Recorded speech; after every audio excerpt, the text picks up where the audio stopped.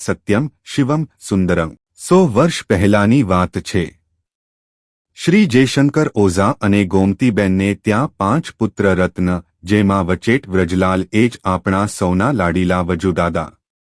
17 જુલાઈ 1925માં જન્મ, મેટ્રિક સુધીનો અભ્યાસ લખતરમાં જ પૂરો કર્યો।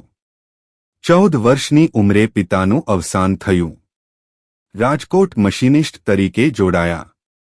1945માં અનસુયાબહેન સાથે લગ્ન ગ્રંથિથી જોડાયા। રાજકોટથી રંગૂન જવાની તક મળી। ત્યાં રજનીકાંત એન્ડ કંપનીમાં જોડાયા। 1951માં ટેક્સટાઇલ ઇમ્પોર્ટ કંપનીમાં જોડાયા હતા। તેમાં સ્ટીમરો ભરીને કાપડની પસંદગી કરવાનું કામ કરતા। 1955માં પેરાલિસિસનો હુમલો આવ્યો। 6 મહિના પછી તબિયતમાં સુધારો આવ્યો। 1958માં બેંગકોક અને ત્યાંથી હોંગકોંગ પણ ગયા। 1961માં જાપાન કંપની દ્વારા મોકલવામાં આવ્યા હતા। રંગૂનમાં બર્મીઝ અને જાપાનમાં જાપાનીઝ ભાષા શીખ્યા હતા। 1962માં હોંગકોંગ પરત આવી 1987માં નિવૃત્ત થયા। 1989માં બધા મિત્રો સાથે ચારધામ યાત્રા માટે પ્રયાણ કર્યું। ઉત્તરકાશીમાં પેટનો દુખાવો થયો। દિલ્હીમાં સારવાર બાદ જશલોક હોસ્પિટલ લઈ જવાયા હતા। ત્યાં પેન્ક્રિયાટાઇટિસ ઇન્ફેક્શનનું નિદાન થયું। સર્જરી બાદ 6 માસ પછી રજા આપવામાં આવી હતી। 6 માસ જશલોક હોસ્પિટલમાં રહેવાનો રેકોર્ડ ત્યારે 3 જ વ્યક્તિના નામે, એમાંના એક આપણા વજુદાદા।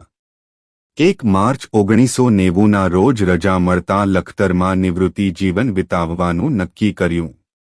લખતરમાં રહીને વજુદાદાને ગામમાં કેટલીક મદદ કરવાનું ધ્યાને આવ્યું, જેમાંથી સૌપ્રથમ મેડિકલ મોબાઈલ વાનની શરૂઆત કરી હતી।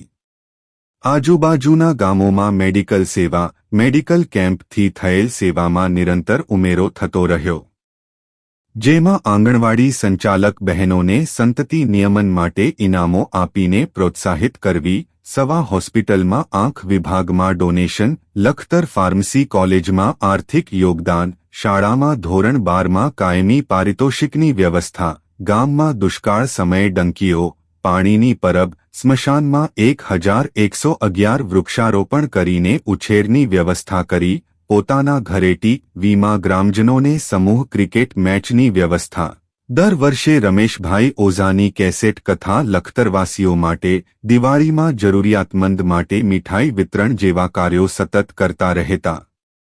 લખતરવાસીઓ વજુદાદાને ભામાશા કહીને બોલાવતા, જો કે વજુદાદાને એ પસંદ નહોતું। તેઓ મુખસેવક બની રહેવા ઇચ્છતા। 2001માં ધરતીકંપ સમયે શાળાનું જર્જરિત મકાન જોઈને વજુદાદાને એક સારું શાળા બિલ્ડિંગ બનાવવાની ઈચ્છા થઈ। આ વિચારને અમલમાં મૂકવા 2002માં વિશાળ રમતના મેદાન તેમજ પ્રાર્થના હોલ સાથેની શાળા માટે જમીન ખરીદીને બાંધકામ ચાલુ કરવામાં આવ્યું। 2003માં ગામના ભૂલકાઓ માટે મકાન ખરીદી કલરવ બાલ મંદિરનો શુભારંભ કરાવ્યો। 2005માં શ્રી મનોજભાઈ ઓઝાના માર્ગદર્શન હેઠળ સંપૂર્ણ સુવિધાઓ અને ગાર્ડન સાથે આધુનિક બિલ્ડિંગ તૈયાર થઈ જતા પીટીસી તેમજ બીએડ કોલેજની મંજૂરી માટે કાર્યવાહી કરવામાં આવી। 2005માં શ્રીમતી એવી ઓઝા પીટીસી મહિલા કોલેજની શરૂઆત થઈ। પ્રથમ વર્ષે 50 દીકરીઓની સુંદર વ્યવસ્થામાં વજુદાદાની સાથે શ્રી મનોજભાઈ ઓઝાની સતત દેખરેખ રહેતી હતી। સત્યમ શિવમ સુંદરમના સૂત્ર સાથે જોડાયેલ સંસ્થામાં દીકરીઓને પરિવારનો પ્રેમ મળતો। અહીં સર કે મેડમનું સંબોધન નહોતું, પરંતુ દીકરીઓ ટ્રસ્ટીને વજુદાદા, મેનેજિંગ ટ્રસ્ટીને ભાઈ અને લેડીઝ સ્ટાફને દીદી કહીને સંબોધતા હતા। 2006માં Shri AVJ Ojha institute of BEd college દીકરા દીકરીઓ માટે ચાલુ થઈ।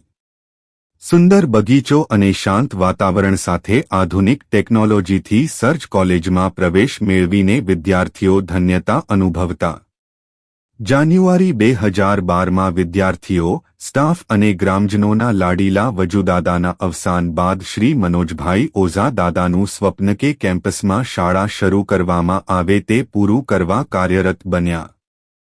2013 આદરણીય વજુદાદાના ગુરુ શ્રી ભાવપ્રકાશ મહારાજના નામ પરથી ભાવગુરુ વિદ્યાલયનો શુભારંભ કરવામાં આવ્યો. લખતર તાલુકાના ગામોમાંથી અહીં વિદ્યાર્થીઓ અભ્યાસ અર્થે આવતા કેમ્પસ બાળકિલ્લોલથી ગુંજવા લાગ્યું. શ્રી મનોજભાઈના માર્ગદર્શન હેઠળ શ્રી વિજય ઓઝા કોમર્સ કોલેજની શરૂઆત કરવામાં આવી. બાલમંદિરથી બીએડ સુધીનો અભ્યાસ એક જ કેમ્પસમાં ઉપલબ્ધ બન્યો.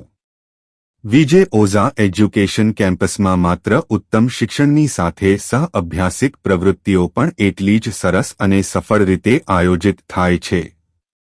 વિશાળ રમતના મેદાન સાથે પીટી શિક્ષકોના માર્ગદર્શન અંતર્ગત વિવિધ રમતોમાં વિદ્યાર્થીઓ રાજ્યકક્ષાએ વિજેતા બને છે.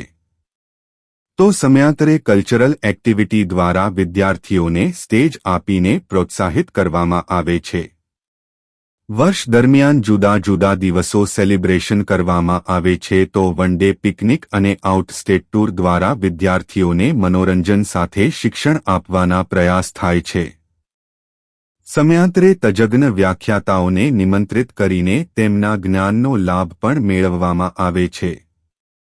કેમ્પસમાં આવેલી વિશાળ પુસ્તકાલયનો લાભ મેળવીને વિદ્યાર્થીઓ ધન્યતા અનુભવે છે.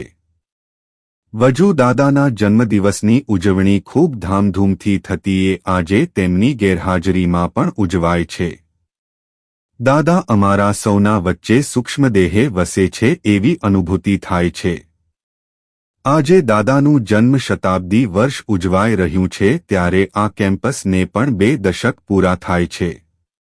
આ કેમ્પસ દાદાના વતન પ્રેમની નિશાની છે અને તેને શ્રી મનોજભાઈ ઓઝા જતનથી સાચવી રહ્યા છે. દાદાની ગેરહાજરીમાં શ્રી મનોજભાઈ ઓઝા સફળ સંચાલન કરી રહ્યા છે અને દાદાના આદર્શો પર ચાલી રહ્યા છે. અજાત શત્રુ દાદાનો છેલ્લો સંદેશ પ્રેમથી રહેજો, હસતા રહેજો ને સાર્થક કરવા અને લખતરને મદદ કરવા શ્રી મનોજભાઈ ઓઝા હંમેશા તત્પર રહે છે.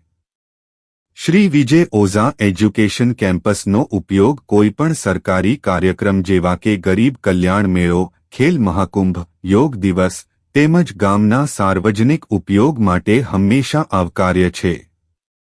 શ્રી વિજય ઓઝા એજ્યુકેશન કેમ્પસ વજુદાદા તરફથી મળેલ ભેટ શ્રી મનોજભાઈ ઓઝાનું સફળ સંચાલન, સ્ટાફ મિત્રોની કાર્યનિષ્ઠા થકી કેટલાય વિદ્યાર્થીઓને પ્રગતિના પંથે લઈ જવામાં નિમિત્ત બનેલ છે. આમ આ કેમ્પસમાં ક્ષણે ક્ષણ પળે પળ કણ કણમાં પૂજ્ય વજુદાદા અને પૂજ્ય ભાવગુરુ મહારાજ હકારાત્મક શક્તિ સ્વરૂપે હાજર જ છે. સત્યમ શિવમ સુંદરમ.